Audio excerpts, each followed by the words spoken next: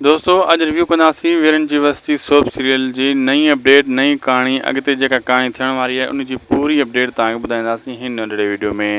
हिन खे आख़िर ताईं ॾिसंदा थी सघे त असांजे हिन यूट्यूब चैनल यानी उदासी टीवी खे ज़रूरु सब्सक्राइब, लाइक, शेयर कंदा। हीउ चैनल तव्हांखे बर वक़्तु हर अपडेट ॾींदो रहंदो।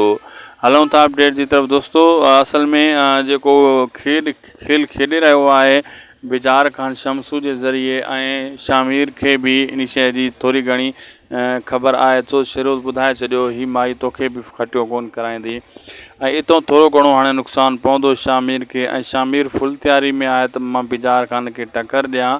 बहरहाल बिजार ख़ान उन खे को ख़ासि वज़न नथो सम्झे शामिर जो। मां पोयनि किस्म में ॿुधायो हो त सीरियस न वठंदो बिजार ख़ान जेको आहे शामिर जे ॻाल्हियुनि खे, ऐं ईअं ई थियो। हाणे शामिर नओं पैंतरो आज़माईंदो कंहिं तरीक़े, पैंतरो आज़माईंदो ऐं बिजार ख़ान खे झुकाइण जे लाइ, लेकिन अंदरूनी जेको आहे न उनखे धक ऐं नुक़सानु थी सघे थो।